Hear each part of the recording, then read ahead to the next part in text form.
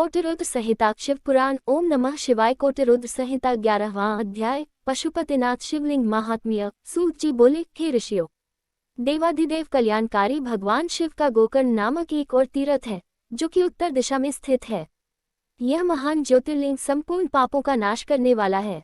यह गोकर्ण क्षेत्र महापवित्र है। इसी के पास एक सुंदर रमणीय महावन भी स्थित है।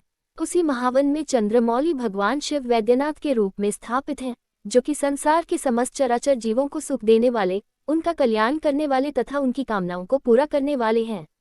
उनकी महिमा अद्भुत और अद्वितीय है। यहीं पर मिश्रर्षि नामक एक सुंदर मनोरम तीर्थ स्थल है। इसी स्थान पर महर्षि दधीची द्वारा स्थापित दधीचेश्वर नामक ज्योतिर्लिंग है। इस पवित्र स्थान पर आने वाले श्रद्धालु जब तीर्थ में स्नान करने के पश्चात भगवान शिव का विधि विधान से पूजन करते हैं तो उनकी सभी कामनाओं को कल्याणकारी भक्तवत्सल शिव अवश्य पूरा करते हैं।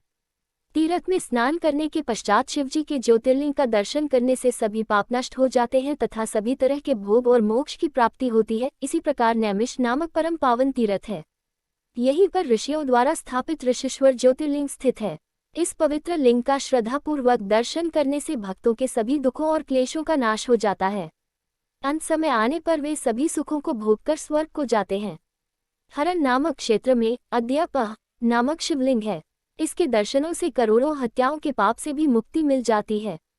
देवप्रयाग में ललितेश्वर नामक ज्योतिर्लिंग स्थित है, जो कि अपने भक्तों की मनोकामनाओं को पूर्ण करने वाला है। नेपाल में पशुपति नामक ज्योतिर्लिंग स्थित है, जो कि अभीष्ट फल देने वाला है।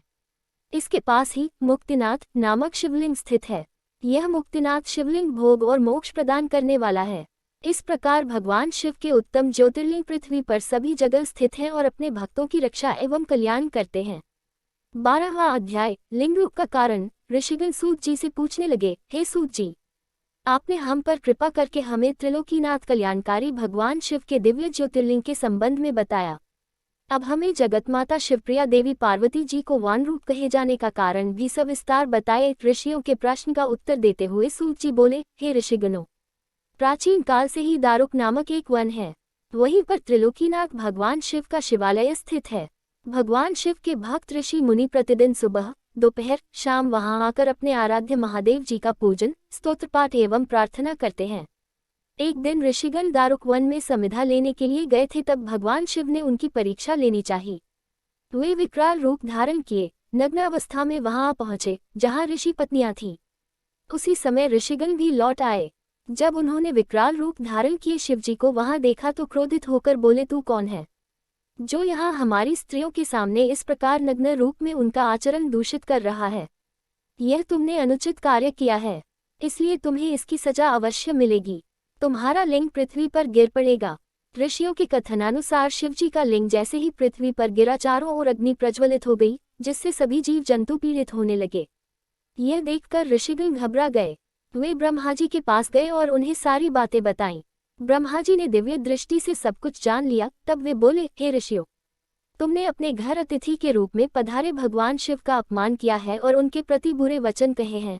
इसलिए जब तक यह शिवलिंग एक स्थान पर स्थिर नहीं होगा, इस प्रकार का उपद्रव होता रहेगा। इस संसार का हित करने के लिए आप जगदम्बा पार्वती की आराधना करें। वे योनि रूप धारण करें तथा शिवजी प्रसन्न होकर वहीं स्थिर हो जाएं।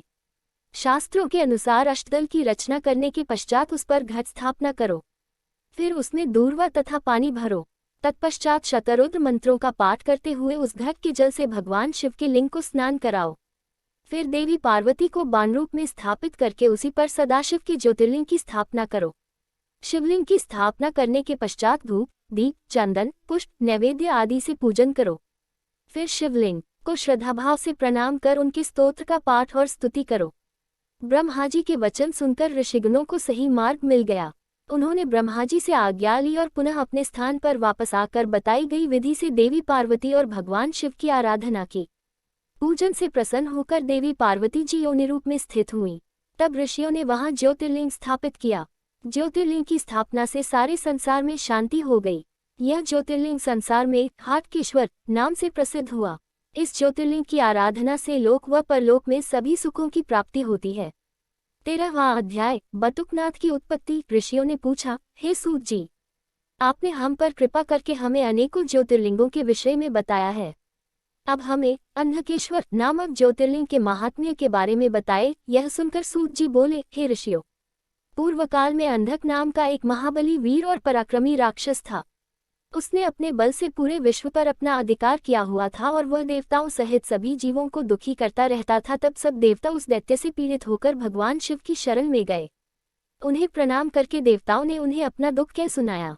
अपने भक्तों के दुख को जानकर शिवजी ने उन्हें सहायता करने का वचन दिया और अंधक के निवास पर चलने के लिए कहा।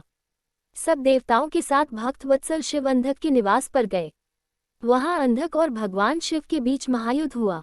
त्रिलोकीनाथ भगवान शिव ने अपने त्रिशूल से ज्यों ही अंधक को मारा, वह छटपटाते हुए बोला, हे देवादिदेव, कृपा निधान, मैंने सुना है कि मरते समय शिवजी के दर्शन करने से शिवपद की प्राप्ति होती है। मैंने अंतिम समय में आपके दर्शन कर लिए हैं।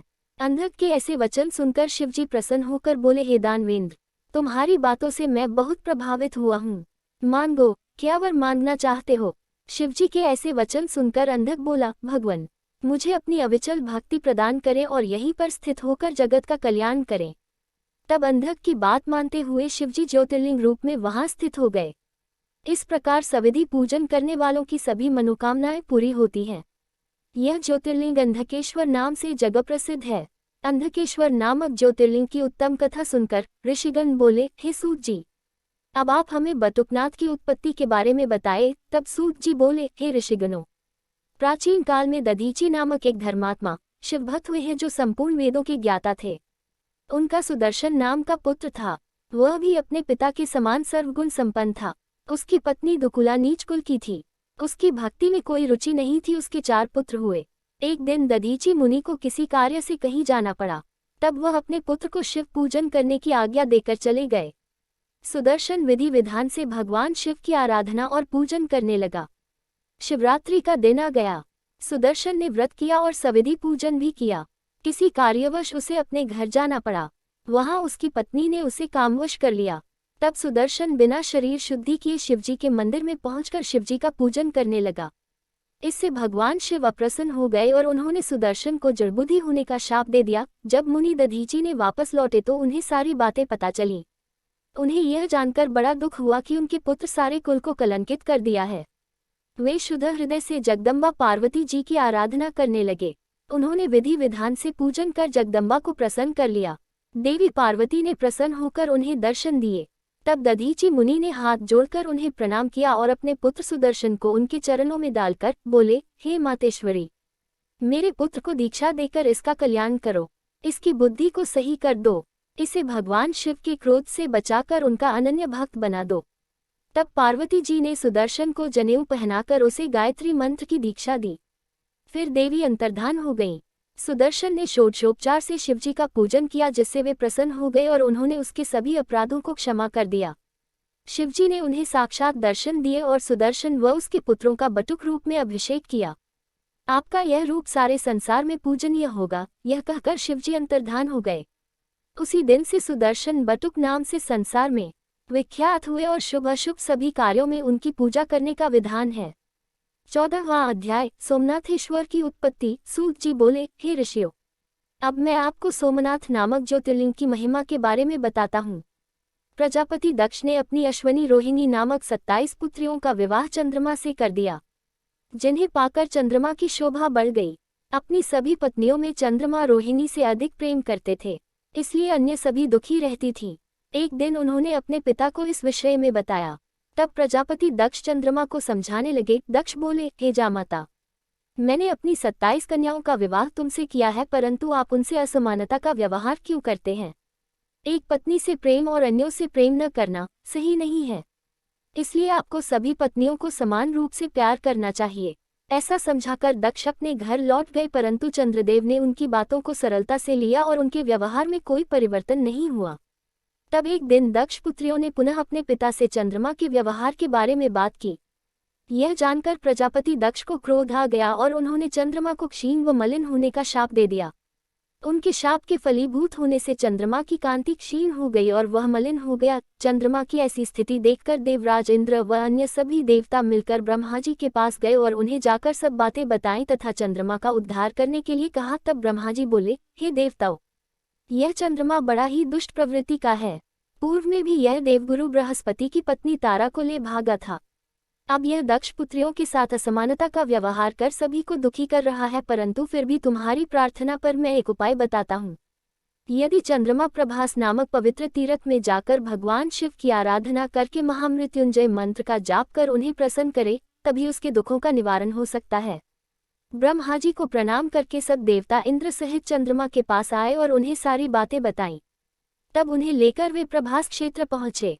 वहां जाकर चंद्रमा ने विधि विधान से त्रिलोकीनाथ भगवान शिव का पूजन किया और आसन पर बैठकर महामृत्युंजय मंत्र का जाप करने लगे। इस प्रकार वे दृढ़तापूर्वक मंत्र का जाप करते रहे। 10 करोड़ जाप पूरे होते ही भगवान शिव प्रसन्न होकर चंद्रमा के सम्मुख प्रकट हो गए। उन्होंने चंद्रमा से मनोवांछित वस्तु मांगने के लिए कहा। चंद्रमा ने हाथ जोड़कर आराध्य शिवजी को प्रणाम किया और बोले, हे भगवान, यदि आप मुझ पर प्रसन्न हैं तो कृपा कर मेरे क्षय रोग को दूर कर दीजिए। तब भगवान शिव बोले, हे चंद्रमा, मैं प्रजापति दक्ष के शाप को समाप्त नहीं कर सकता, पर उसका प्रभाव कम कर सकता हूँ। माह के कृष्ण पक्ष में 15 दिनों में तुम्हारी कलाएं क्षीण होंगी तथा शुक्ल पक्ष के 15 दिनों में ये कलाएं बढ़ेंगी। चंद्रमा ने शिवजी से प्रार्थना करते हुए निवेदन किया कि आप देवी पार्वती सहित यहीं पर निवास करें। तब उनकी प्रार्थना को स्वीकारते हुए चंद्रमा के नाम से ही शिवजी सोमेश्वर कहलाए व संसार में सोमनाथ नाम से विख्यात हुए। वहीं पर चंद्रकुंड नाम से एक कुंड देवताओं ने बनाया। इस कुंड में ब्रह्माजी व शिवजी का निवास माना जाता है। इस कुंड में स्नान करने से सभी पाप छूट जाते हैं। 6 मास तक इस पवित्र कुंड के जल में स्नान करने से असाध्य रोगों से भी मुक्ति मिल जाती है तथा मनोवांछित फल की प्राप्ति होती है। भगवान शिव के आशीर्वाद से चंद्रमा निरोग हो गए और पहले की भांति अपना कार्य करने लगे। इस प्रकार मैंने सोमनाथ की उत्पत्ति के बारे में तथा सोमेश्वर ज्योतिर्लिंग के बारे में बताया। इस कथा को सुनने, पढ़ने अथवा दूसरों को सुनाने से अभीष्ट फल की प्राप्ति होती है और पाप से मुक्ति मिल जाती है। 15वां अध्याय, मल्लिकार्जुन की उत्पत्ति। सूत जी बोले, हे ऋषिगणों, अब मैं आपको मल्लिकार्जुन नामक ज्योतिर्लिंग की उत्पत्ति के बारे में बताता हूँ। एक बार की बात है कि शिव पार्वती ने अपने दोनों पुत्रों को पृथ्वी की परिक्रमा करने के लिए कहा। जब कुमार कार्तिकेय पृथ्वी की परिक्रमा करके वापस आ रहे थे, तभी रास्ते में नारद जी ने उन्हें बहका दिया और कहा कि तुम्हारे माता पिता ने तुम्हारे साथ पक्षपात किया है। तुम्हें परिक्रमा के लिए भेजकर पीछे से तुम्हारे छोटे भाई गणेश का विवाह कर दिया। यह सुनकर कार्तिकेय को बड़ा क्रोध आया। उन्होंने कैलाश पर्वत पर जाकर अपने माता पिता से इस पक्षपात के बारे में कहा और रुष्ट होकर कार्तिकेय क्रौंच पर्वत पर चले गए। इस प्रकार अपने पुत्र के चले जाने पर भगवान शिव पार्वती बहुत दुखी हुए और अपने पुत्र से मिलने के लिए क्रौंच पर्वत पर पहुंचे। जब कुमार को ज्ञात हुआ कि उनके माता पिता आ रहे हैं तो क्रोधवश कार्तिकेय वहां से अन्यत्र चले गए। जब देवाधिदेव महादेव जी अपनी प्राणवल्लभा देवी पार्वती के साथ वहां पधारे तो कार्तिकेय को न देखकर बहुत दुखी हुए। तब वे दोनों ज्योतिर्मय रूप धारण करके क्रौंच पर्वत पर सदा के लिए प्रतिष्ठित हो गए। उसी दिन से वह पवित्र लिंग मल्लिकार्जुन नाम से जगप्रसिद्धि हुआ। मल्लिका देवी पार्वती का नाम है तथा अर्जुन शब्द शिव का समानार्थी है। उसी दिन से मल्लिकार्जुन ज्योतिर्लिंग में शिव पार्वती का निवास माना जाता है। पुत्र के स्नेह के कारण शिव पार्वती हर पर्व पर कार्तिकेय को देखने वहां जाते हैं। हर अमावस्या को भगवान शिव व पूर्णमासी पर देवी पार्वती अपने प्रिय पुत्र कार्तिकेय के लिए मल्लिकार्जुन ज्योतिर्लिंग में पदार्पण करते हैं। मल्लिकार्जुन ज्योतिर्लिंग के दर्शन करने से सभी पापों से मुक्ति मिल जाती है और अभीष्ट फल की प्राप्ति होती है। इस प्रकार मैंने आपसे मल्लिकार्जुन ज्योतिर्लिंग के आविर्भाव की कथा सुनाई, जो सभी प्रकार के सुखों को देने वाली है।